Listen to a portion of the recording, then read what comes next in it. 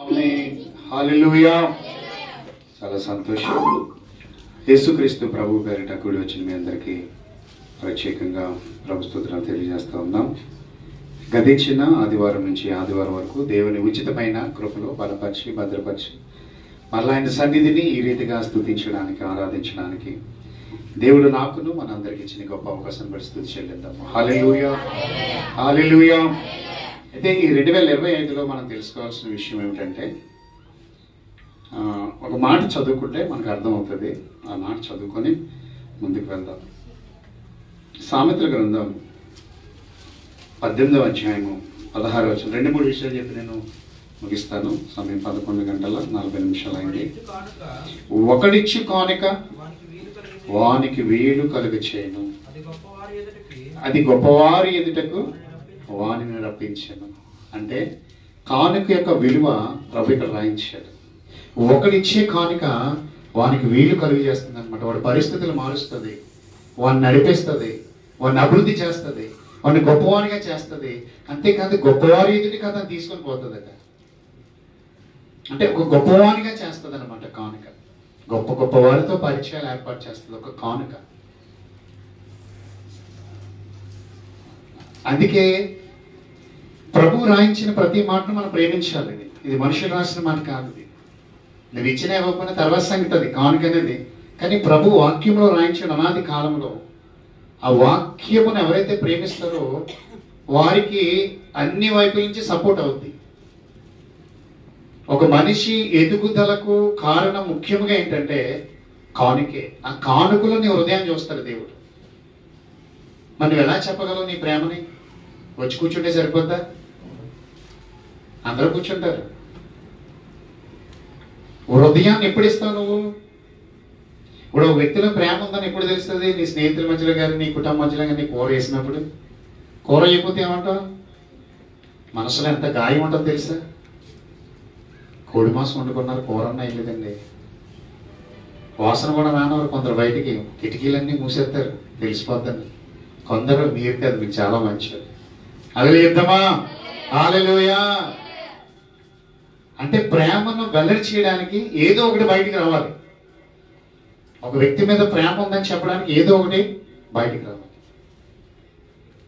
బైబిల్లో ఒక మాట ఉంటుంది, కానుక విషయంలో ఒక మాట ఉంటుంది. 2 దినవృత్తాంతములు 24వ అధ్యాయము. ఒకసారి చూడండి. ఈ మాట మీకు చాలా ఆనందాన్ని ఇస్తుంది. ఈ మాట చూసుకొని క్లుప్తంగా తెలుసుకుందాం ప్రియులారా. దేవుని ప్రేమిద్దాం. మనం అందరూ కూడా దేవుని ప్రేమిద్దాం. నేను చదువుతున్నాను చూడండి. 24వ అధ్యాయము 10వ వచనం చదువుతున్నాను. కాగా అధిపతులందరూ జనులందరూ సంతోషముగా కానుకలను తీసుకుని వచ్చి చాలినంత మట్టుకు పెట్టిలో వేసిరి. చూసారా? ఇది చిన్న విషయం కాదు. ఇక్కడ ఈ పెట్టి కూడా బైబిల్లో ఉంటుంది. ఇమ్మంటారా? రెఫరెన్స్ ఇమ్మంటారా? ఈ పెట్టి చూడండి. కన్నం గురించి కూడా ఉంటుంది పైన. ఊరికినే ఏది రాదు. దేవుని సన్నిధి ఎంత విలువ ఉందో చూడండి కానుక. మరి చూడండి, దీని గురించి చెప్తున్నాను చూడండి. చూడండి, రాజుల గ్రంథంలోకి మనం వెళ్దాం ఒకసారి. మీకు అన్ని కూడా రిఫరెన్స్ చేస్తున్నాను, నేను తెలియపరుస్తూ ఉన్నాను పిల్లరా. ఈ మాటని కూడా చూద్దాం ఒకసారి.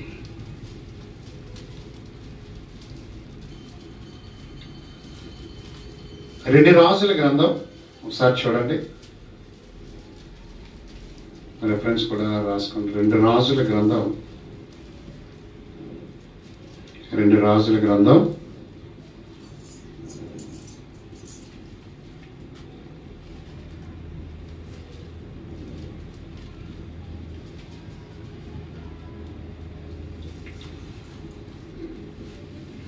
ఈ మాటను ఒకసారి మనం చదువుకుందాం. 2 రాజుల గ్రంథం ఒకసారి చూడండి. 2 రాజుల గ్రంథం 12:9 అనుకుంటా. చూడండి. అంతటా యాజకుడైన జాగ్రత్త వినండి. యెహోయాదా ఒక పెట్టెను తెచ్చి దాని మూతకు బెచ్చం అంటే కన్నం, నువ్వు కానుక సమర్పించడానికి. బైబిల్లోనే ఉంది. చూసారు ఈ మాట? ఒక యాజకుడు పెట్టెను తెచ్చి బలిపీఠం దగ్గర పెట్టాడట. దానికి ఒక కన్నం పెట్టాడు. ఇదిగో దీని మీద ఏముంది? కన్నం ఉంది. ఈ బలిపీఠాన్ని ఇస్తేరకు చేయించింది. మీకు ఎంతమంది జ్ఞాపకం ఉందో తెలియదు. చూసారా, దీనికి ఎంత విలువ ఉందో తెలుసా? దీన్ని నువ్వు ప్రేమించాలి. ఇది దేవుడు చెప్పాడు కాబట్టి. తిరుపతిలో పెద్ద పెద్ద పెడతారు, ఒకటి కాదు. నేను ఎంతో మంది చనిపోయారు చూసారా, ఎక్కువ మంది వెళ్ళిపోయారట. రోజుకి ఎంత తెలుసా? అక్కడ వచ్చే ఆదాయం ఎంత తెలుసా? 4 దాటిపోయింది కోట్లు. 4 కోట్లు అంటే మామూలు విషయం కాదు. జీవం గల దేవుని సన్నిధికి మనము తమ హృదయాలు ఇవ్వడానికి ఏడుస్తూ ఉంటాం. ప్రమాదం పొంచి ఉంది. ఈ బాక్స్ గురించి కూడా ప్రభు రాయించాడు చూడండి. ఒక యాజకుడు ఒక పెట్టెని తెచ్చి దానికి ఏం పెట్టాడంట? బెజ్జం, కన్నం, కానుకను పంపించడానికి లోపలికి బలిపీఠము దగ్గర పెట్టాడట.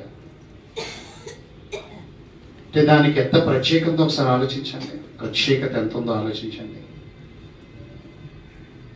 కానుక అనేది నీ హృదయాన్ని దేవునికి ఇస్తుంది. కానుక కాదు, నీ హృదయం వెల్లడవుతుంది. ఇప్పుడు నేను ఎంత ప్రేమిస్తున్నానో చెప్పడానికి నా హృదయాన్ని ఇవ్వాలి, ఒక రూపంలో ఇవ్వాలి.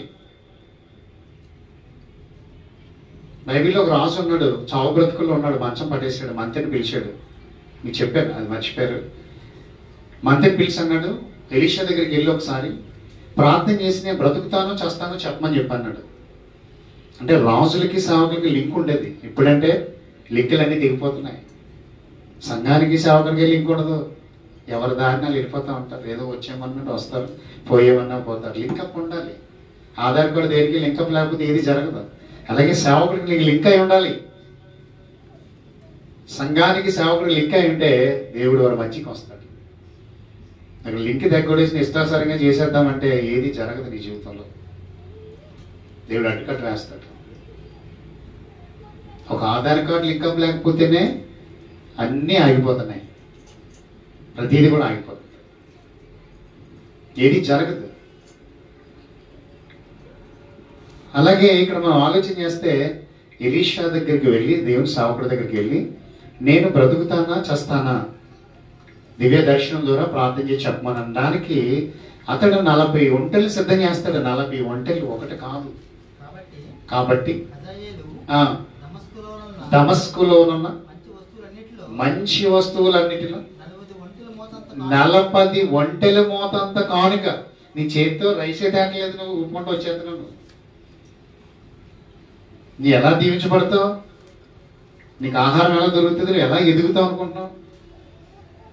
పిడికెళ్ళతో రైస్ తీస్తున్నావు. నువ్వు ప్రేమ ఉందా? కానుక పట్ల ప్రేమ ఉందా? కానుక ఎవరిది? దేవునిది. దేవుని సంతోషపరిచేది. అధిపతులను రాజులను కానుకలు ఎలా తెచ్చారట? సంతోషంతో తెచ్చి అర్పించారట. కానుక దేవునిది కాబట్టి దేవుని కానుకను మనం ప్రేమించాలి. నేను అలాగే ప్రేమిస్తాను. మీ కవర్లు ఎవరైతే ఇచ్చారో అవన్నీ తీశాను, అన్నీ చూశాను, చేత్తో పట్టుకున్నాం, ప్రార్థన చేశాం, ప్రతి పేరు చదివాను, కవర్లకి రబ్బర్ పెట్టిన పక్కన పెట్టాను, సంతోషంతో ప్రార్థన చేశాను. ప్రతిదిని అందులో మీరు సీటు తినే స్వీట్ కాదు, సీటు పెట్టి విషయాలు రాసినా అది చదివి ప్రార్థన చేస్తాం. అక్కడ ఎంత ప్రేమగా ఎంచాలో తెలుసా కానుకని? అప్పుడు నువ్వు దీవించబడతాయి. భూమి మీద గొప్పవాడు అవుతావు. గొప్పవారితో పరిచయాలు ఏర్పడతాయి. నీకు చిన్న విషయం కాదు.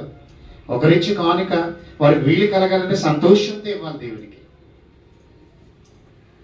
ఇది మీరు ప్రేమించండి. కానుకను గూర్చి కాదు మనం మాట్లాడేది, దేవుని గూర్చి మనం మాట్లాడుతున్నాం. ఇక్కడ కానుక అనేది ఆయనకి చెందేది.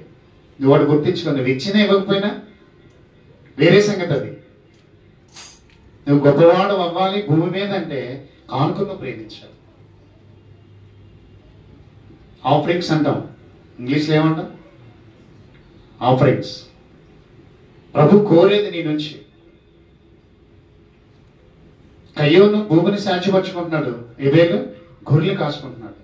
కయ్యోని ఇవ్వడానికంటే దేవుడిచ్చింది మనకి అనుభవిస్తూ.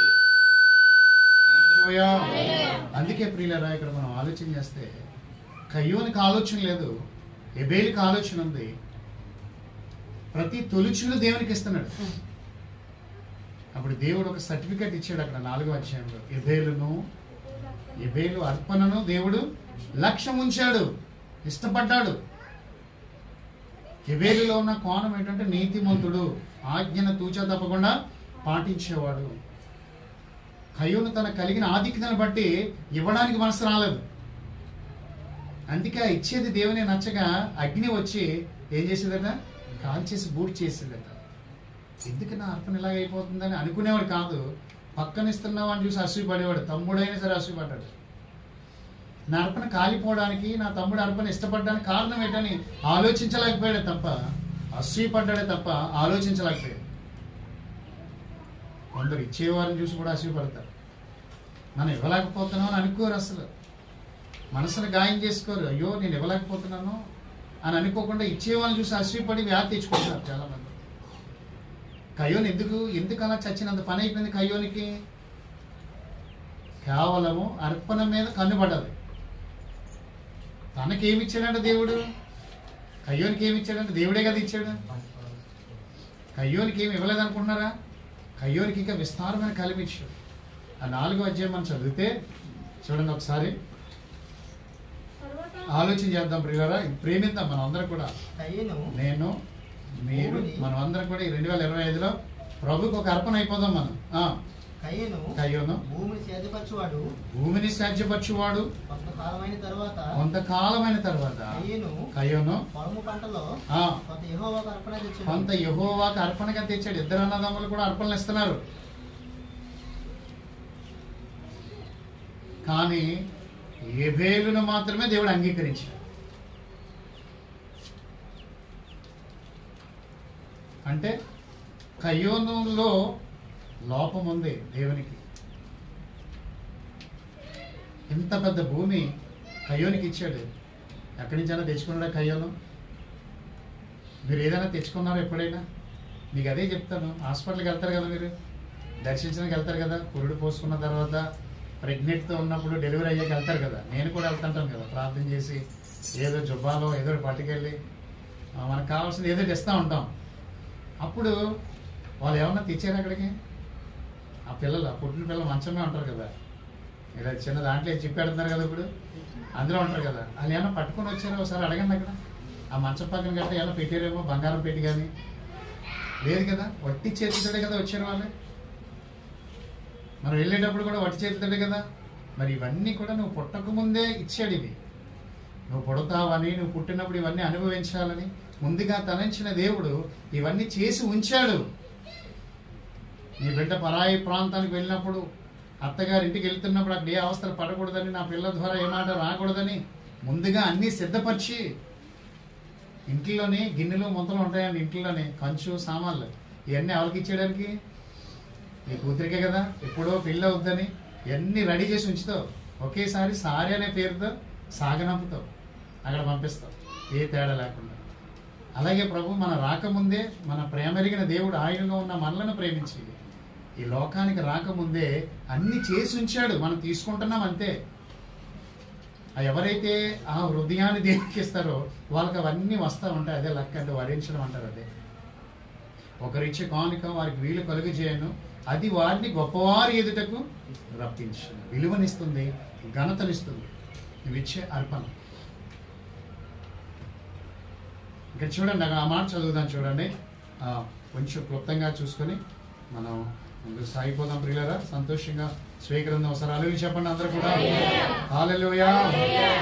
చూద్దాం చూడండి, నేను చదువుతున్నాను, మొదటి నుంచి చదువుతున్నాను. ఆదాము తన భార్య అయిన అవ్వను కూడినప్పుడు ఆమె గర్భవతి కయ్యను కానీ యెహోవా దైవం నేను ఒక మనిషిని సంపాదించుకున్నాను నేను. తర్వాత ఆమె అతని తమ్ముడికి ఎబేలు కానీ ఎబేలు గొర్రెల కాపరి. కయ్యోను భూమిని సేద్యపరచేవాడు. కొంతకాలమైన తర్వాత కయ్యోను పొలం పంటలో కొంత యెహోవాకు అర్పణగా తెచ్చాను.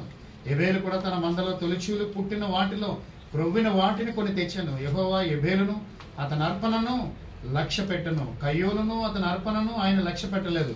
కాబట్టి కయ్యోనికి మిక్కిలి కోపం వచ్చి అతడు తన ముఖమును చిన్నబుచ్చుకొనగా, యెహోవా కయ్యోనుతో నీకు కోపమేలా, ముఖము చిన్నబుచ్చుకొని ఉన్నావేమి? నీవు సత్క్రియ చేసిన ఎడల తల ఎత్తుకొనవా? సత్క్రియ చేయని ఎడల వాకిట పాపము పొంచిండును, నీ ఎడల దానికి వాంఛ కలుగును, నీవు దానిని ఏలుదు అని చెప్పాను. హల్లెలూయా చెప్దామా? హల్లెలూయా. అంటే కయ్యోను సత్క్రియ చేయలేదంట, మంచి పని చేయలేదంట. కయ్యోను మంచిగా దేవునికి చేయలేదంట. అది ఎందుకు నీ తమ్ముడిని చూసి కోపడుతున్నావు నువ్వు? ఎందుకు నువ్వు తలదించుకుని ఉన్నావు? సత్క్రియ చేస్తే కోపం వస్తుందా మరి నీకు? ఏ క్రియ చేయలేదంట? సత్క్రియ అంటే మంచి పని. నువ్వు మంచి పని చేయలేదు, నాకు ఇచ్చే విషయం దగ్గర నువ్వు మంచి జరిగించలేదు, అందుకే నేనే కాల్ చేశాను దాన్ని. నాకు ఇష్టం లేదు, నాకు అంగీకారం లేదు. నీ తమ్ముడి మీద కోపము పెట్టుకోవడం ఎందుకు అంటున్నాడు ఇక్కడ. హల్లెలూయా చెప్దామా? హల్లెలూయా. ఇప్పుడు మనం ఆ 2 దినవృత్తాంతం 24:10 వస్తే అర్పణ అనేది ఎలా చేయవలసింది? సంతోషముతో,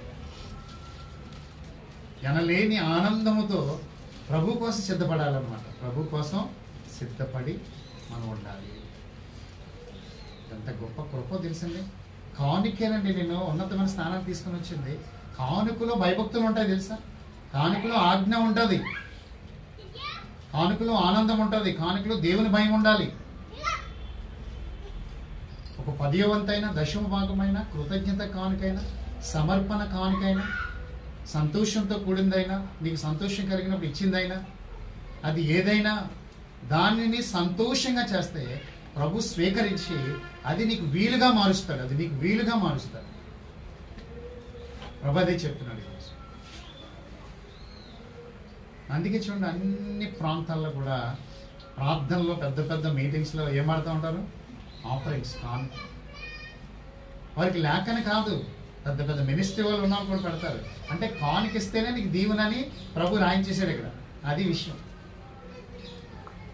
కానుక అనే దానికి ఒక ప్రత్యేకతను దేవుడు ఇక్కడ ఇచ్చాడు. కానుక ఎన్ని విధాలుగా ప్రయోజనకరం ఉందో బైబిల్లో తెలుసా? ఒక కానుక ఎలా ఉందో చూపిస్తాను చూడండి. ఒక కానుక, ఐగుప్తు దేశానికి పంపించిన కానుక ఎలా ఉందో మనం చూద్దాం. ఇందాక చూశారు కదా, అజాయేలు దమస్కుకు పంపించి అక్కడ ఎలీషా గారి దగ్గర మాట్లాడడానికి ముందు, ప్రార్థన చేయించుకోవడానికి ముందు 40 ఒంటెలు కానుక పంపించాడంట. అంటే 40 ఒంటెలు కాదు, 40 ఒంటెల మీద మోసే మోతంత కానుక. పాస్ గారు ఎక్కడ ఇట్టుకున్నారో మరి కానుక అంతా. ఎంత సేవ చేసి ఉంటారు ఎలీషా గారు. సేవ మీద ఆధారపడి ఉన్నారండి వీళ్ళు. దేవుని సేవ మీద, ప్రభు ఇచ్చిన సంఘం మీద ఆధారపడిన మరి వారిని దేవుడు ప్రేమించడానికి ఏర్పాట్లు ఇవన్నీ కూడా సేవ జరగడానికి. అయితే ఆ 40 ఒంటెల మోతంత కానుక అట్టుకెళ్ళినప్పుడు పాస్టర్ గారు ఏం చెప్తారు? మామూలుగా ఏం చెప్పాలి?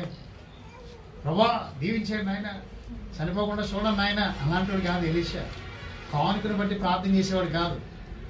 నేనంతే, కానుకను అసలు ప్రేమించను, హృదయాన్నే ప్రేమిస్తాను.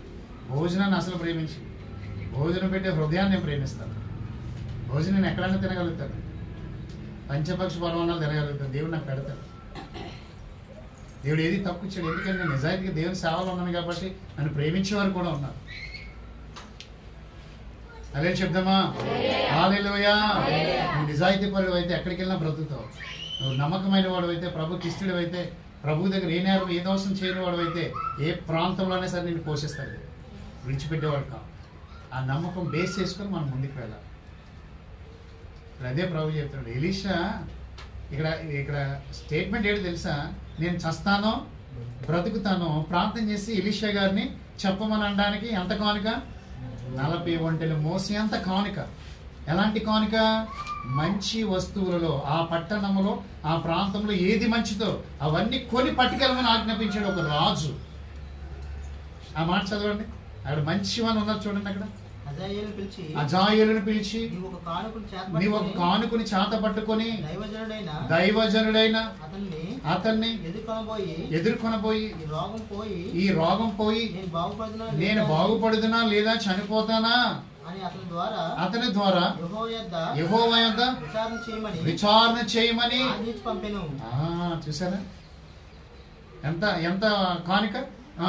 కాబట్టి అజాయేలు దమస్కులోనున్న మంచి వస్తువులన్నిటిలో మంచి వాటిని సేకరించాలి దేవునికి. చూసారు అక్కడ ఒక వ్యక్తి రోగం పోతుందో లేదో చెప్పడానికి ఎంత కానుక? జాగ్రత్తగా ఆలోచన చేయండి. ఒక్కసారి ఆలోచన చేద్దాం మనందరం కూడా. ఎంత కానుక? మంచి వాటిని మరలా ఆ పట్టణంలో, దమస్కులో, ఆ ప్రాంతంలో, రాజు ఉన్న ప్రాంతంలో మంచి వాటిని ఆ పనివాడు సమకూర్చాడు, మంచి వస్తువులను. దైవజనుడి దగ్గరికి వెళ్ళినప్పుడు రోగం పోతుంది. మన హాస్పిటల్కి వెళ్ళినప్పుడే సమర్పిస్తాం ఇవన్నీ. దైవజనుడి దగ్గర మాత్రం ఇది తట్టుకొని వచ్చేస్తాం. ఇలాంటివి సౌకర్యం అయిపోతుంది ఇక్కడ పని. మరి మనకి ఇక్కడ ఒక రూపాయితో పని లేదు, అంతే కదా. కొబ్బరి నూనెకి వెళ్ళే కదా వస్తాయి దేవుని దగ్గరికి. అయ్యా నేను హాస్పిటల్కి వెళ్ళే పని లేదయ్యా, ఇగో ఈ ధనం మీకు ఇస్తున్నాను, సేవార్థం వాడండి, నా గురించి ప్రార్థన చేయండి, నా బిడ్డల భవిష్యత్తు కోసం, వారి ఉద్యోగాల కోసం, వారికి మంచి వివాహాల కోసం, వారి గొప్పవారైతే ఇంకా ఎన్నో అర్పణలతో ప్రభు సేవలో మేము మా చేయి అందిస్తాం అని చెప్పేవాళ్ళు ఉంటారు. అక్కడ సమాజంలో మనకు కనపడరు. ఇది అట్టుకుని వచ్చేస్తాం మనం. అదంతా పట్టుకుని ఎక్కడెత్తాం చెప్పండి. డాక్టర్ గారికి ఇస్తాం, అమ్మా మరలా వారం రమ్మా, ఈ వారం అంతా వాడు తగ్గకపోతే మళ్ళీ రాస్తాను, మరలా ఒక 5,000 అంతా తెచ్చేసుకోమ్మా. ఎంతైనా తెచ్చేస్తాం, దానికి సీట్లు వేసేస్తాం, అప్పులు చేసేస్తాం. కానీ ప్రభు దగ్గర మాత్రం కొబ్బరి నూనె తెస్తాం. అదే చెప్తామా? హల్లెలూయా. కొందరికే చేతులు ఉన్నాయండి. హల్లెలూయా, హల్లెలూయా. చేతులను దేవుడు దీవించిన గాక, బలపరచుని గాక. ఈ సంవత్సరంలో పని కొరకు మీ చేతులను వాడుకొనును గాక. చేతుల్లో జీవం కావాలి. స్కెల్టన్లా ఉన్న చేతులు కూడా బలం పొందుకుంటాయి. నమ్మిన వాళ్ళు చెప్పండి హల్లెలూయా. చెప్పాను కదా, మీరు ఎంత ఉపవాసం ఉంటే అంత సిమ్ కాదు స్లీమ్. అదే చెప్దామా? దావీదు గారి ద్వారా దేవుడు చెప్పాడండి, ఉపవాసం చేత నా మోకాలు బలహీనమైన, నా శరీరంలో పుష్టి తగ్గిపోయింది. పుష్టి తగ్గిపోవడం అంటే స్లిమ్ అవడం. ఆ పుష్టి తగ్గడానికే కదండి ఈరోజు ఉదయం నేను తినొచ్చాను, అప్పుడప్పుడు వస్తాను. ఈ రోజు విషయం చెప్తున్నాను మీకు. నడిచే వాళ్ళు నడుస్తున్నారు, పరిగెట్టే వాళ్ళు పరిగెడుతున్నారు, అనేవాళ్ళు అంటున్నారు, చెమట కార్చే వాళ్ళు చెమట కార్చేస్తున్నారు.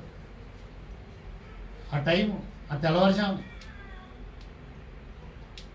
ఏం తగ్గించడానికి? ఒళ్ళు బాడీ తగ్గించడానికి. ఎందుకంటే అంత అవసరం? నిలువు మొక్కలు వేసి ప్రార్థన చేయి, ఉపవాసం ఉండు, వంచేయకుండా ఉండు, మోకాలు వంచకుండా ఉండు. దావీదు గారు చెప్పని చెప్పింది. దావీదు గారు అదే చెప్పారు, ఉపవాసం చేత మోకాళ్ళు అంటాడేంటి అంటే, మోకాళ్ళు ఏ యాంగిల్లో ఉన్నాయి? ఇప్పుడు ప్రార్థనలో ఉన్నాయండి. ఉపవాసం అంటే ఏంటి? ప్రార్థన. ఉపవాసం చేత నా మోకాళ్ళు అంటున్నాడు అక్కడ, చూసారా? ఉపవాసానికి మోకాళ్ళకి లింక్ ఏమైనా ఉందా అంటే, మోకాళ్ళు ఎక్కడున్నాయి? ప్రార్థనలో ఉన్నాయి.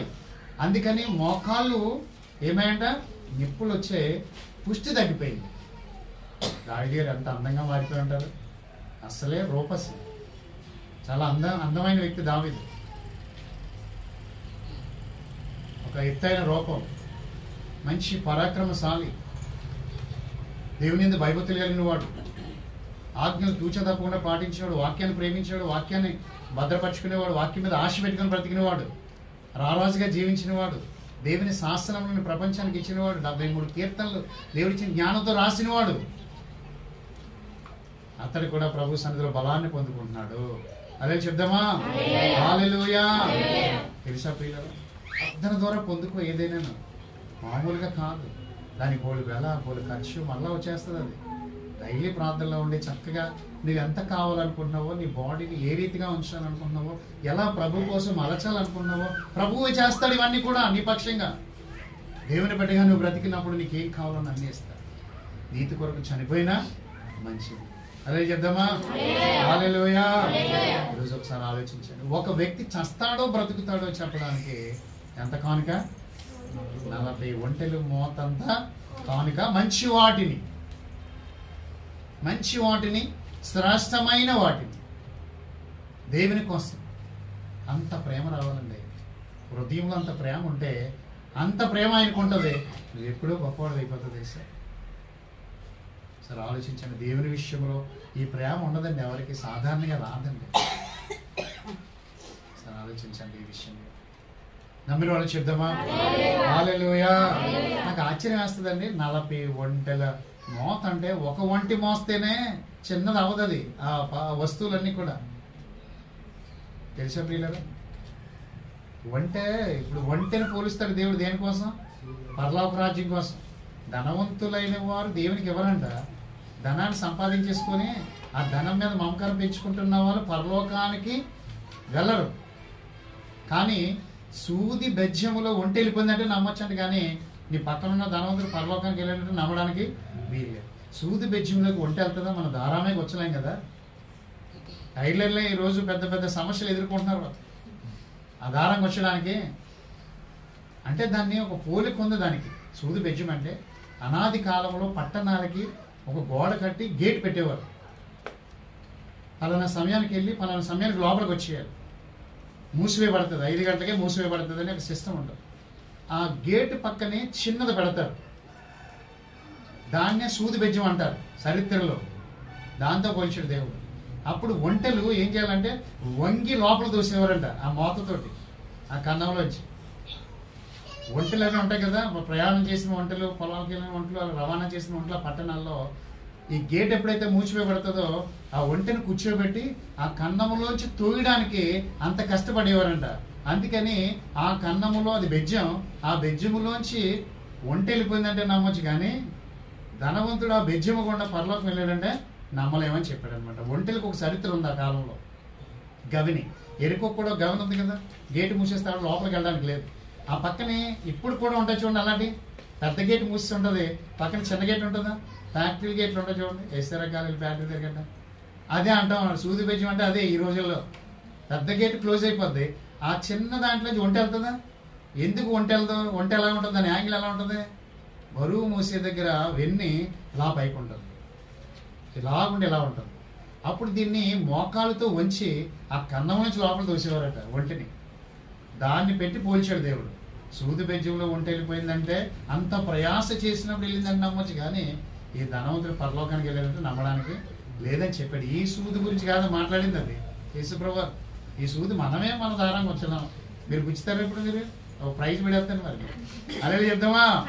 హల్లెలూయా. 60 సెకండ్లు 1 నిమిషం కదా, 1 నిమిషం టైం ఇస్తుంది. అంటే ఇప్పుడు కళ్ళు చేంజ్ అయిపోయాయి కదండి అందరికీ. కన్నం ఎక్కడో తెలియదు, ఎటు కూర్చున్నామో తెలియదు, పోయి ట్రబుల్ అయిపోద్ది. అక్కడ ప్రైజ్ 1000 ఉందనుకోండి, దాని గురించి ఆతృత ఉండదు, కానీ పని అవ్వదు. ఎందుకంటే టైలర్లు కూడా నేను చూస్తున్నాను కదా, నేను అక్కడికి వెళ్ళినప్పుడు వాళ్ళు కూడా ఇప్పుడు ఇన్నాళ్ళ కూర్చోలేకపోతున్నారు. ఏదో వైట్ షీట్ పెడుతున్నారు ఇక్కడ, ఆ వైట్ షీట్ దగ్గర అందులో దొరుకుతుంది. అది ఇన్నాళ్ళు డైరెక్ట్గా ఇలాగని ఇలా విడేసేవారు, ఇప్పుడు అవ్వటం లేదు అది. ఎందుకంటే వాళ్ళు కూడా అంటే రాను రానుగా మీరు ఒకటే గుర్తించుకోండి, 1 రోజు పెరిగిందంటే మీ ఆయుష్ 1 రోజు ఏమైంది, తగ్గిపోయింది. అందుకే ఇచ్చిన రోజంతా ప్రభు కోసం గడపాలి. హల్లెలూయా చెప్దామా? హల్లెలూయా. 2 చేతుల చెప్తాం. మొన్న టైలర్ దగ్గరికి వెళ్ళాను నేను, అప్పుడు ఈ ఆలోచన వచ్చింది నాకు. ప్రభా, ఆ రోజు ఆ సూది బెజ్జం గురించి మాట్లాడావు, ఈ సూది అయితే ఇంకెలాగా అసలు సాధ్యం అవుతుందా పరలోక రాజ్యంలోకి వెళ్ళడానికి అని అంటే, అది కాదని దేవుడు మరలా నిఘంటువుల ద్వారా మాట్లాడాడు. ఆయన గుచ్చలేకపోతున్నాడు ఇప్పుడు. ఆయన ఒకప్పుడు గుచ్చేవాడు. చూడండి, ఈ ప్యాంట్ ఆయన దగ్గర కుట్టించాడు, ఈ ప్యాంట్ కుట్టే సమయానికి గుచ్చేవాడు ఆయన. ఇప్పుడు మొన్న వెళ్ళి మరలా ప్యాంట్ కుట్టిస్తే, వైట్ ప్యాంట్ కుట్టిస్తే అప్పటికి ఆయన ఏదో వైట్ షీట్ వేసి కూర్చుతున్నాడు. ఆయన ఏంటన్నంటే ఈ మధ్యలో కొంచెం తేడా వస్తాయండి అంటున్నాడు. అంటే నేను చెప్పేది సూది కన్న గురించి చెప్తున్నాను, పరలోక రాజ్యం గురించి పోల్చాడు దాన్ని. అలా చెప్దామా? హల్లెలూయా. అలాంటి పరిస్థితిలో ధనవంతులు వెళ్ళరు, కానీ ఇలాంటి హృదయం కలిగిన వారు మాత్రం ఆ కన్నం కూడా వెళ్ళిపోతారు అక్కడికి. హల్లెలూయా చెప్దామా? హల్లెలూయా. అందుకే ప్రియులారా, ఒకసారి మనం ఆలోచన చేస్తే, ఇప్పుడు ఒంటి గురించి ఎందుకు వచ్చింది? ఒంట్లో ఏం మోసే దేవునికి? కానుకను మోసుకెళ్ళే కదా ఎలీషా గారి దగ్గరికి. అయితే ఇక్కడ మనం ఆలోచన చేస్తే అక్కడ కానుకను హృదయాన్ని చూసి ఒక్కొక్క సేవకుడు అయితే ఏం చెప్తాడు? ఇంత కానుక వచ్చింది కదా అని ఏం చెప్తాడు? మామూలుగా చెప్పాడు. ఇప్పుడు అది ఎలా ఉంటుందంటే,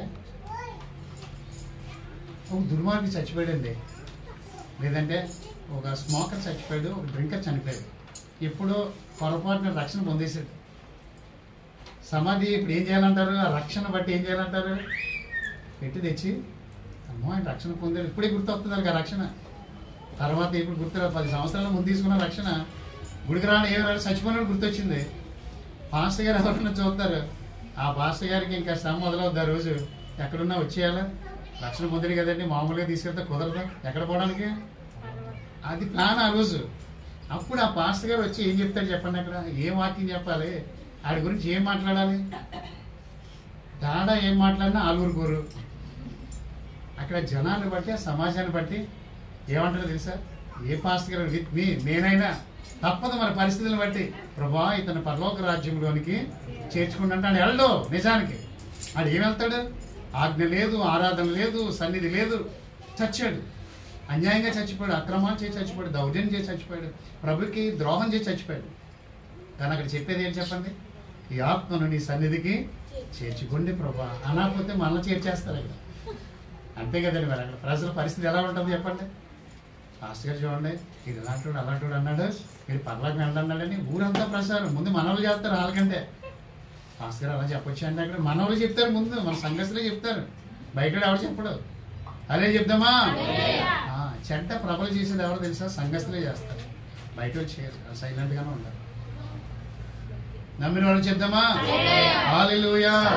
విమర్శ చేసేది కూడా మనమే చేసుకుంటాం, బయట ఎవరు చేయరు. ఫస్ట్ ఆఫ్ ఆల్ మీరు గమనించండి, ఒక వ్యక్తిని విమర్శ చేసేది సంఘమే చేస్తారు, బయట ఎవరు కూడా నీ జోలికి రారు, నిన్ను పట్టించుకోరు, మనకు తెలుసు.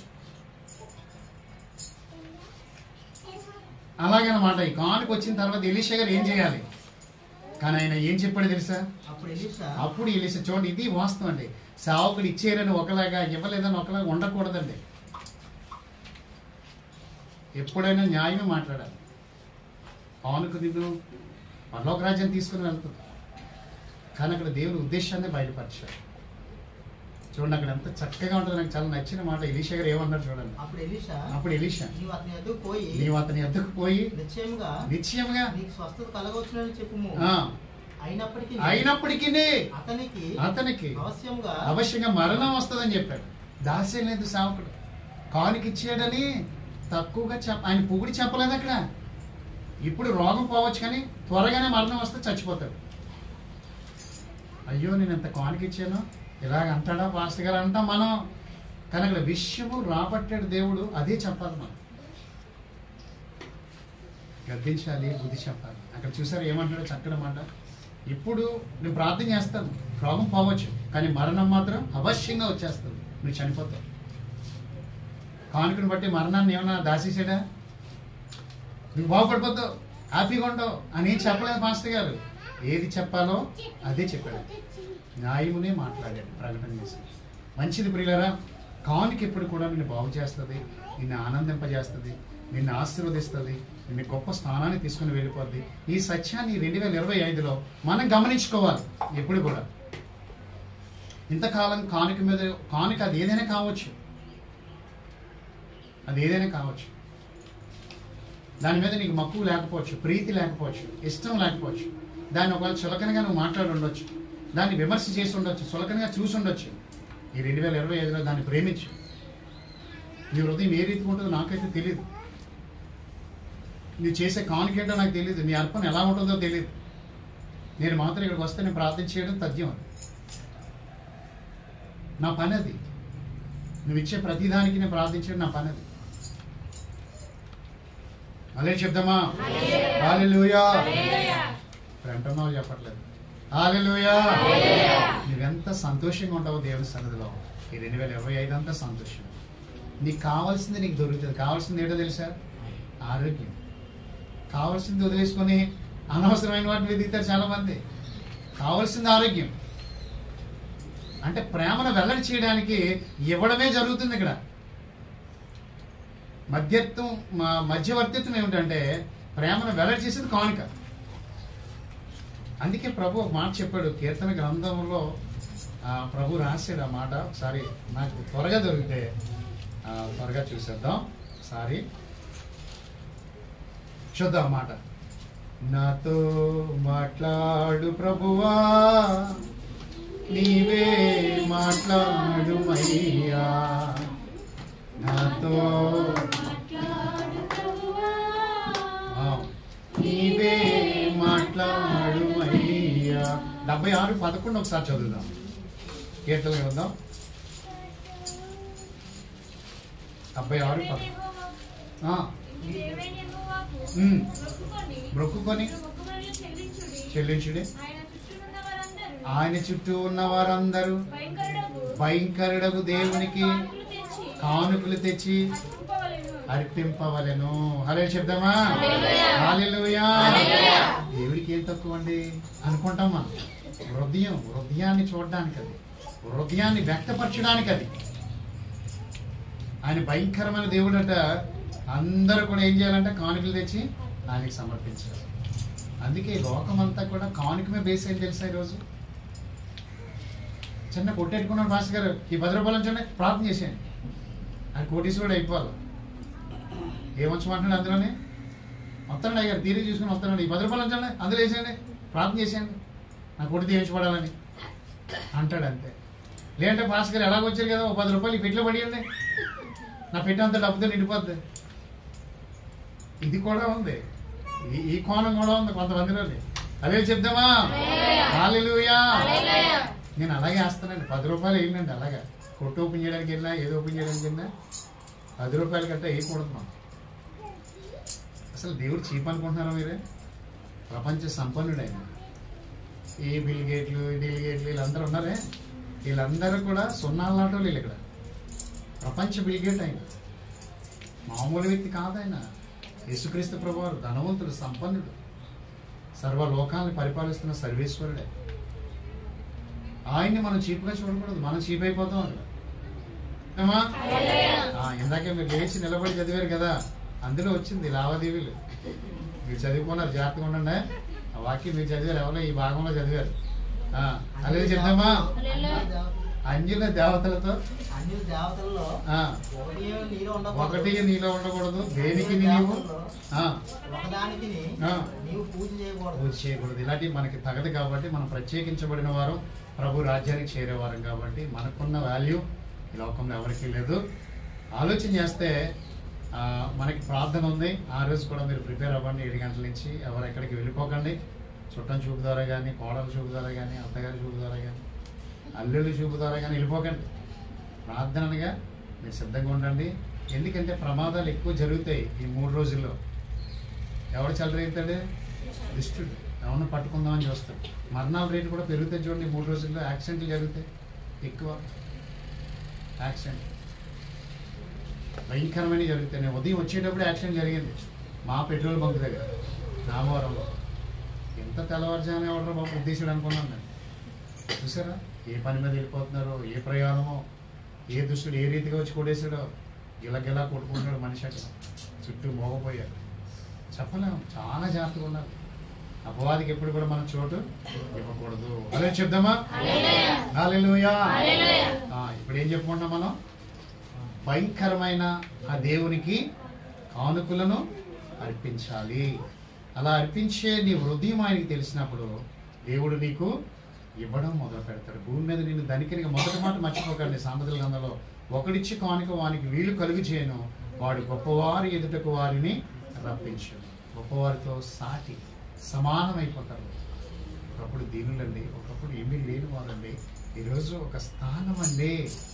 కానుక వల్లే జరుగుతుంది తెలుసు. అది ఈ హృదయాలు తెలుసు, కానుక వల్లే జరుగుతుంది.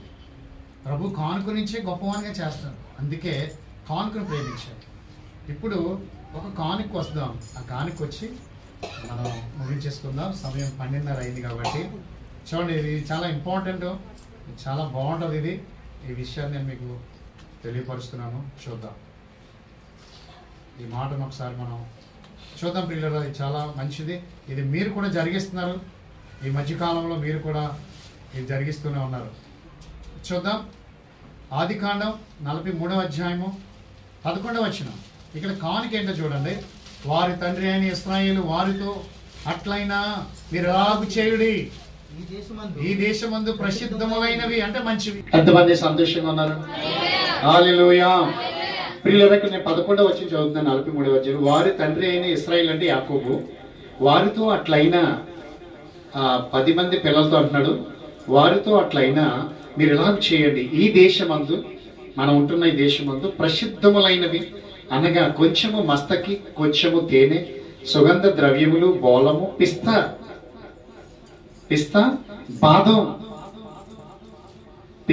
బాదం మీ గోనెల్లో వేసుకొని ఆ మనుష్యునికి కానుకగా తీసుకొని పోవుడి. హల్లెలూయా చెప్దామా? హల్లెలూయా. చెల్లి ప్రార్థన పెట్టినప్పుడు ఇవన్నీ ఉంటాయి. బాదం, పిస్తా. చూసారా కానుక బైబిల్లో రాయబడింది. నూనె, తేనె, బోలం.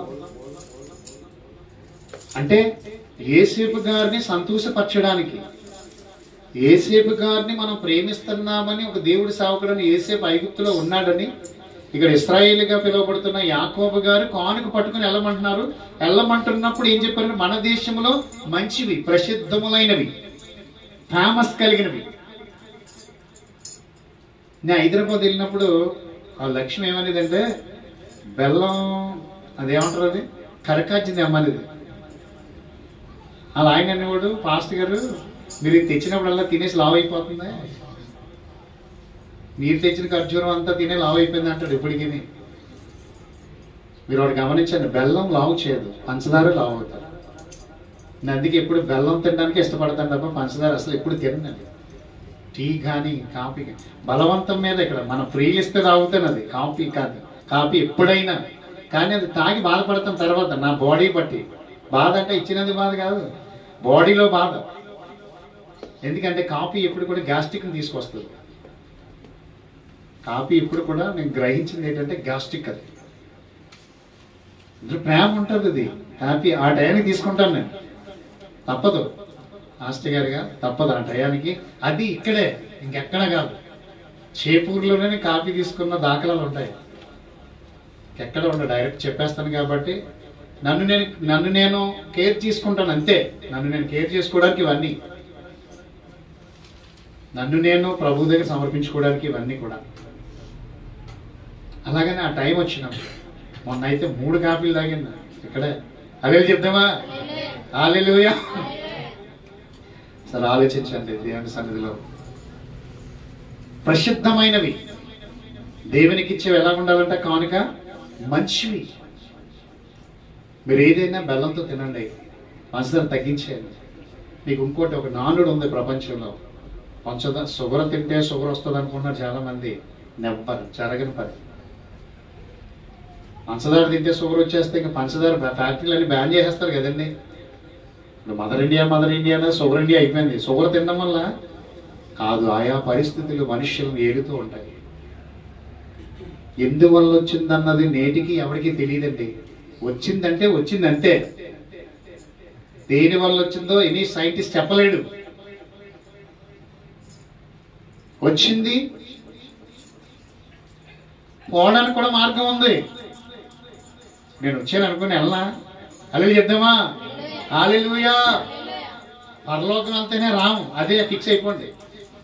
పుణ్యెళ్ళినా వస్తాం, ఎక్కడికి వెళ్ళినా వస్తాం, పైకి మాత్రం వెళ్తే రాము ఇంకా ఎప్పటికీ కూడా. అందుకే యోబు గారు అంటారు, తిరిగి రాజాలని దేశమునకు నేను వెళ్ళిపోచున్నాను. తిరిగి రాజాలని దేశం అది. ఒక్కసారి వెళ్ళానంటే ఇంకా ఇక్కడతో సంబంధం లేదు. హల్లెలూయా చెప్దామా? హల్లెలూయా. అందుకని ప్రియులరా, మీరు షుగర్ తినేవాళ్ళు షుగర్ హ్యాపీగా తినాలి. ఉత్తి షుగర్ కాదు, కలుపుకొని. వచ్చింది పోతుంది. ఎవరిని అడిగితే? దేవుణ్ణి అడిగితే. నిన్ను స్వస్థపరిచి యెహోవాను నేనే, నా వాక్కును పంపించి నిన్ను బాగు చేస్తాను.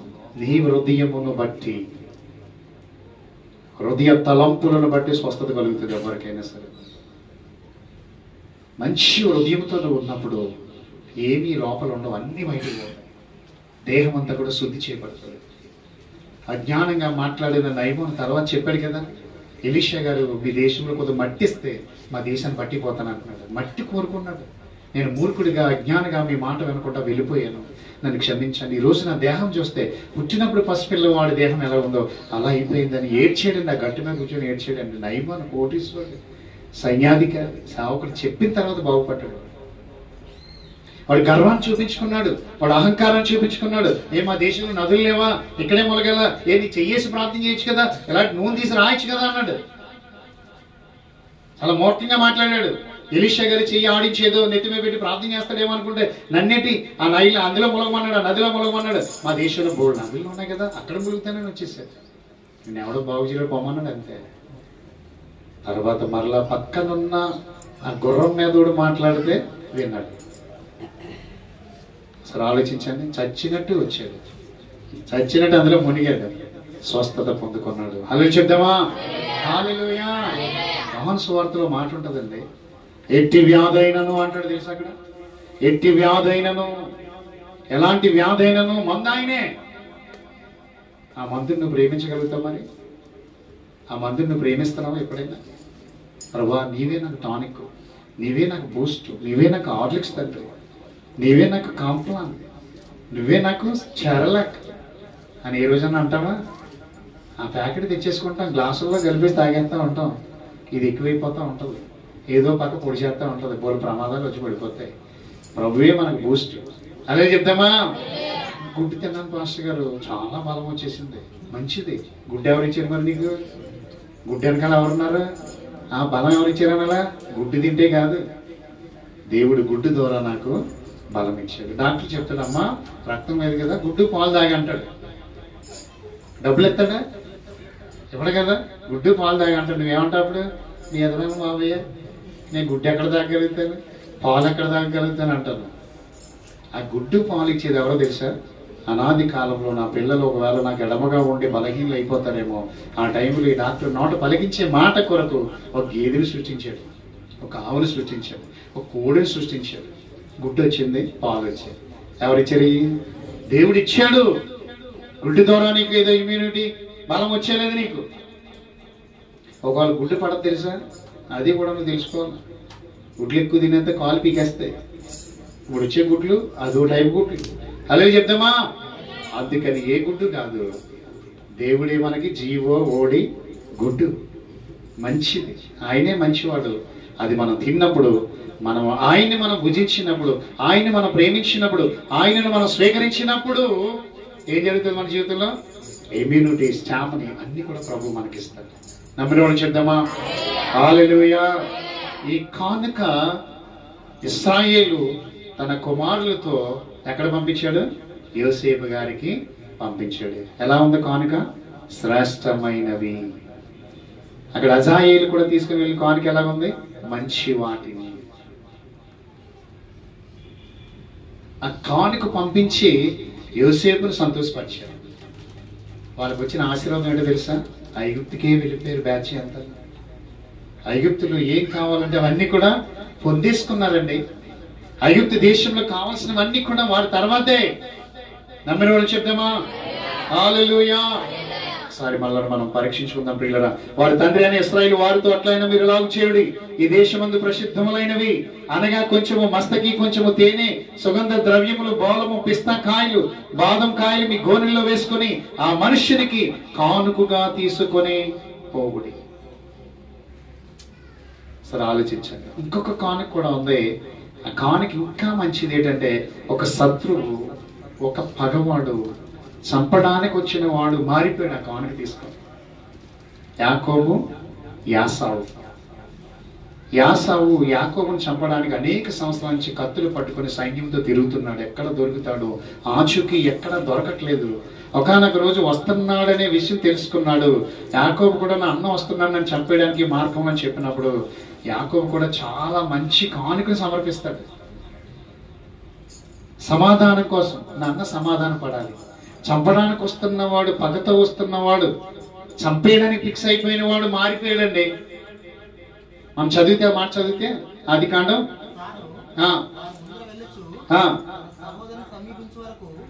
ఏకు కట్టినాను చూడండి. అప్పుడు యాసావు అతన్ని ఎదుర్కొని పరిగెత్తుకుని అతన్ని కౌగిలించుకుని అతని మెడ మీద పడి ముద్దు పెట్టుకున్నాం. వారిద్దరు కన్నీళ్లు విడిచిరి. యాసావు కన్నులెత్తి ఆ స్త్రీలను ఆగుదాం అక్కడ. అంటే ఒక చంపడానికే ఫిక్స్ అయిపోయి వచ్చిన వ్యక్తి ఏడ్చుకుంటున్నారు ఏంటంటే ఇద్దరు చూసుకొని. దానికి ముందు యాకోబు యాసావుకి ఏం చేశాడు తెలుసా? దానికి ముందు మనం చదివితే కానుక సిద్ధం చేశాడు. అంత పగవాడు సమాధాన పడిపోయాడు. అయితే ఇక్కడ మనం ఈ సాదృశ్యాన్ని మనం తీసుకుంటే, నీ కానుకను బట్టి దేవుడు నీ మీద ప్రేమను చూపిస్తాడు, కోపమును వెనక్కి తీసుకుంటున్నాడు. మొదటి మాట మీరు మర్చిపోకండి. ఒకడిచ్చి కానుక వానికి అన్ని ప్రయోజనాలు కలిగిస్తుంది. ఆ కానుక కలిగిస్తుంది. వాడు గొప్పవారి ఎదుటకు దేవుడు రప్పిస్తాడు. చూడండి, గొప్పవారండి. ఈ గొప్పవారి పక్కన కూర్చోబెడతాడండి. ఈ చిన్న దీనుణ్ణి, ఈ చిన్న కానుక ఇచ్చిన వాడిని సమానంగా. ఇప్పుడు కిన్లే ఉందా? Kinley bottle. ఈ వాటర్ బాగోదు నిజానికి, మట్టి వాసన వస్తుంది. కిన్లే ప్యూర్గా ఉంటుంది అనుకోండి. ఇప్పుడు కిన్లే ఉన్నతమైంది అనుకోండి. ఈ రెండింటి మధ్యలో దీనుడు ప్రభు కానుక ఇచ్చాడు. ఎక్కడ కూర్చున్నాడు? వెళ్ళి కిల్లే పక్కన సమానం అయిపోయాడు. అర్హత లేదు నిజానికి. ఎవరు అలా చేసింది చెప్పండి? కానుక, దేవుడికి ఇచ్చే కానుక. ఆ మాట అదే సామెతల గ్రంథంలో మొట్టమొదటి ఆ మాట చదువుకున్నాం కదా, గొప్పవారి ఎదుటకు రప్పించును అంటే ఘనతలోనికి నేను తీసుకొని వెళ్తాను. సేవకుడు ఎప్పుడు కూడా అసత్యం చెప్పకూడదు కూడా. నేను కూడా ఒక మాట కూడా నిలబడి అసత్యం చెప్పను ఈ రోజు కూడా. ఉన్నది ఉన్నట్టుగా, జరిగింది జరిగినట్లుగా చెప్పేసి వెళ్ళిపోతాను నేను. అది నువ్వు ఎలా హృదయంలో తీసుకుంటావు అన్నది నాకు అనవసరం. వాస్తవాలను చెప్తాను, దాచుకోలేదు ఏది కూడా. ప్రభు విషయంలో చెప్పేది కూడా దేవుని మాటలు. ఎవరైనా ఏదైనా చేశారంటే చెప్తాను, కొన్నింటిని ఎక్కడ చెప్పాలో అక్కడ చెప్తాను, కొన్నింటిని ఎక్కడ మరుగు చేయాలో ప్రార్థన చేయాలో చేస్తాను. ఒకరు చేసింది తెలియకూడదు అనుకుంటాను, ఒకరు ఇచ్చింది నేను తెలియకూడదు అనుకుంటాను. నేను ప్రభుకి తెలిసేలా నేను ఉంటాను అంతే. అదే చెప్తామా? నేటికి ఎప్పటికీ కూడా తెలియదు. ఎవరు నాకు మాట చెప్పినా తెలియదు, ఏదైనా విన్నవించినా తెలియదు. మీరు ఎప్పుడైనా చూసారా? మీతో ఎప్పుడైనా మాట్లాడటం కూడా చూసారా? ఏదైనా మాట ఎవ్వరు అలా జరగదు. అది వింటున్నా లోపల నుండి అలా బయటికి వెళ్ళిపోవాలంతే. అది మనం తెలుసుకోవాలి. క్రైస్తవులుగా మనం పట్టించుకోకూడదు ఏది కూడా. ప్రభువుని మాత్రం మనం పట్టించుకొని ముందుకు వెళ్ళిపోతే నిజంగా అక్కడ సమాధానం ఏర్పాటు చేస్తుంది. ఎన్నో ప్లాన్లతో వచ్చిన యాసావు యాకోబుని చంపేయాలని కూడా భిక్ష అయిపోయాడు. ఎందుకంటే నాన్న దగ్గర ఆశీర్వాదాలన్నీ పట్టిపోయి మోసం చేసి, కానీ ఆ మోసాన్ని ఒప్పుకున్నాడు, కడిగేసుకున్నాడు. యాకోబు దీవించబడ్డాడు, ఇశ్రాయేలుగా మార్చబడ్డాడు, ఆస్తి ఐశ్వర్యాలతో వచ్చేస్తున్నాడు. ఇప్పుడు నా అన్నను సంతోషపరచడానికి ఒక మంచి కానుక సిద్ధం చేయాలని అందులో ప్రిపేర్ అయిపోయాడు. ఎక్కువ గొర్రెలు మందలు అన్నిటిని కూడా యాసావుకి అందజేయడానికి వస్తే యాసావు వచ్చి తమ్ముని పట్టుకుని ఏడుస్తున్నాడు. కానుక చూసారు ఎంత పని చేసిందో. అలాగే చెప్దామా? ఆ మాట చూడండి ఒకసారి, చివరి మాటగా. సంతోషంగా ఉన్న వాళ్ళు చెప్పండి హల్లెలూయా. చాలా మంచి విషయాన్ని ప్రభు ఇది నాన్న మనకి తెలియపరుస్తున్నట్లుగా ఈ మాట ఒకసారి చూద్దాం. ఆదికాండం 32వ అధ్యాయం 19వ వచనం చదువు. నేను ముందుగా పంపుచున్న కానుక వలన చూడండి, అక్కడ సమాధానం ఉంటుంది కానుక ఇచ్చేవారికి. దేవుడు నీ కుటుంబాన్ని సమాధానంతో నింపుతాడు, నెమ్మదినిస్తాడు నీకు. నీ ఇంటిలోంచి కానుకలు ప్రభుకు వచ్చినప్పుడు కానుక ద్వారా అతడికి నేను ముందుగా పంపిన కానుక, ఆ మాట చదవండి, కానుక వలన అతనికి సమాధానము. మారిపోయాడు, వచ్చేసాడు. తప్పుడు ఎలా ఉన్నా అంటున్నాడు, ఏది కత్తేసి చంపేయడానికి వచ్చినాడు. మారగలడు అలాగే. కానుక సమాధానాన్ని ఇస్తుంది. దేవునికి నీకు సంధి చేస్తుంది కానుక. ఊరికి నేను చెప్పలేదు ఇవన్నీ కూడా. ఒక పెట్టిని తీసుకుని వచ్చి యాజకుడు అక్కడ పెట్టి బెజ్జం పట్టి కానుకలు సమర్పించాలని ప్రభువుని ఆజ్ఞను ప్రకటించడం చిన్న విషయం కాదు అది. కానుక చాలా మంది తేలిగ్గా తీసుకుంటారు. పాస్టర్ గారికి ఇస్తున్నాను అనుకుంటున్నారు, కానీ అలా అనుకుంటే తప్పది. నీకు ఎప్పటికీ ఆశీర్వాదం రాదు. దేవునికి ఇస్తున్నాను నేను, ప్రతినిధిని నేను అంతే. దేవుడు మీ ద్వారా ఏర్పాటు చేసిన ప్రతినిధిని నేను. నాకు మీరు ఇవ్వటం లేదు. ఎవరికి ఇస్తున్నారు? దేవునికి సమర్పిస్తున్నారు. ఇక్కడ ప్రతినిధి అక్కడ ప్రార్థన చేసినని పెట్టాడు దేవుడు. అక్కడ యాజకుడు కూడా అందుకే బాక్స్ అక్కడ పెట్టాడు. మీరు చదివారు కదా, అది 2 రోజుల గ్రంథం చదివారు. దానికి ఒక బెజ్జం ఎంత నీట్గా వాక్యం పెట్టాడో చూసారా? అందుకేనండి కానుకల బాక్స్ వచ్చింది ఇక్కడికి. చిన్న విషయం కాదు. అలాగే చెప్దామా? నీ ఇంటికి సమాధానం ఇచ్చేది కానుక, ఈ రోగాన్ని తీసేసేది కానుక. ఈ విషయం అది చెప్పాడు. రోగం ఇప్పుడే పోతుంది అని చెప్పాడు. 40 ఒంటెల మోత కానుకను చూసి కాదు అక్కడ. కానుక ఒక ఎత్తు, కానీ విషయాన్ని చెప్పాడు అక్కడ. కానీ యాజ్ పర్ రూల్ ఏంటంటే, దేవుని సేవకుని దగ్గరికి వెళ్ళినప్పుడు, దేవుని దగ్గరికి వెళ్ళినప్పుడు ఏం చెప్పాడు? ఆ మరణావస్థలో ఉన్న రాజు ఏం చెప్పాడు? ఒట్టి చేతితో వెళ్ళకండి, ఈ పట్టణానికి వెళ్ళండి, మంచి వస్తువులు కొనండి. ఎలీషా దగ్గరికి సేవకుని దగ్గర, దైవజనుడు రాయబడింది అక్కడ, దైవజనుడి దగ్గర తీసుకొని వెళ్ళండి. ఈ ఆశ ఉందా మనకి? ఈ 2025లో ప్రభు నీకు సమాధానాన్ని ఇస్తాడు. హల్లెలూయా. రైస్ కూడా మీరు క్రమంగా తీసుకోండి. నేను చెప్పానని కాదు. ఇక్కడ ఎవరైతే గుప్పులు విప్పుతారో పరలోకమందు మీ తండ్రి కూడా గుప్పులు విప్పుతారు. మీరు జరిగించవలసిన పని చాలా పవిత్రంగా దాన్ని చూసుకోండి. మీరు భోజనం వండుతున్నప్పుడు రైస్ మీరు ఏడుతూ ఉంటారు, మీ చేతులకు వస్తుంది. అప్పుడు ఇలా పట్టుకోండి. సమర్పణ వేరు, దిన పరిచర్య ఎంతైతే వస్తుందో అంత పిడికిలతో సాయంత్రం ఉదయం ఒక బాక్సులో పవిత్రంగా దాన్ని ఎంచుకోండి. కానుక పవిత్రంగా చూడండి, అది ఏదైనా మీరు చేసేది. ఇంకో న్యూ ఇయర్లో మరి క్యాన్ల పబ్బలు పంపించారు. రెబగారు పంపించారు, చెల్లి రమ్య కూడా. తినడానికి మాకు ఓపిక ఉండాలి, కానీ సమృద్ధిగా నా పక్కన ఉంటున్నాయి ఇంట్లో. అలాగే చెప్దామా? చాలా ప్రేమగా. దేవుడు ఎందుకు దీవించడు చెప్పండి? ఎందుకు ఎదగలేం మనం? ఎందుకు అభివృద్ధి చెందలేం? అర్పణ వల్లనే మనిషి దేవునికి ఇష్టమవుతున్నాడు. నిన్ను చూసి కాదు. సర్వము సమస్తం ఆయనదే. ఆయన లేకుండా ఏది కలగలేదు. ఆయన మూలంగా అన్ని కలిగాయి. ప్రతిదీ కూడా. ఏది రిజెక్ట్ చేసినా మనం ఏమి చేయలేం. ఈరోజు అంటే అందుకుంటున్నామంటే ప్రభు కృప మనకు దొరికింది. ఈ 2025లో కూడా దేవుడు నిన్ను దీవించాలంటే ఒక కానుక రూపంలో నువ్వు వచ్చేయాలి దేవుని దగ్గరికి. ప్రభా 2025లో నేను ఎక్కువ నీ పని చేసే వ్యక్తిగా నన్ను నియమించండి, వాడుకోండి. నేను అదే చెప్తాను. మీరు ఎక్కువ హాస్పిటల్కి వెళ్లకుండా ప్రభు మిమ్మల్ని కాస్తాడు. 2025లో ఒక టాబ్లెట్ కూడా వేసుకోకుండా చేస్తాడు. నిజంగా హల్లెలూయా చెప్పండి. హల్లెలూయా. అంటే వ్యర్థంగా వేసేకండి. ప్రభు పరిచర్లో పెట్టుకోండి. దేవుడు కృప చూపిస్తాడు. మంచి ఆరోగ్యం, మంచి పవర్ దేవుడు మనకి ఇస్తాడు. నమ్మండి, విశ్వాసం ఉంచండి.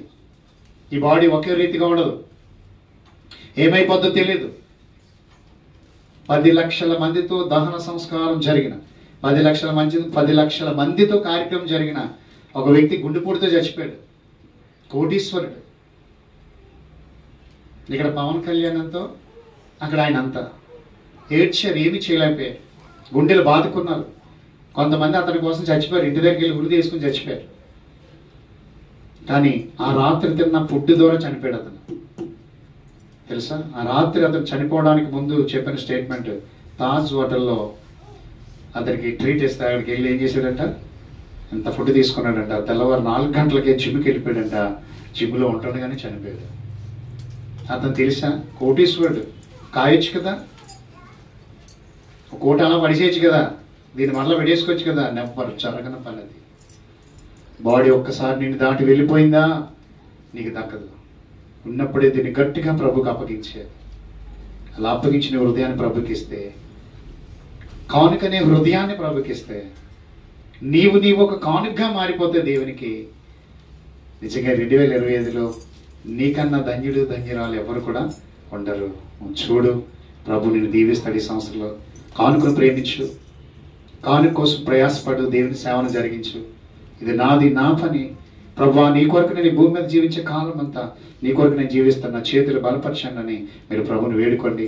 ప్రభువా, దివ్య కృప ఆశీర్వాదాన్ని మీకును మనందరికీ ప్రభు దయచేయను గాక. ఆమేన్. దేవుడి వాక్యం ఇంట్లో దీవించి ఆశీర్వదించను గాక. ఆమేన్. కళ్ళు మూసుకు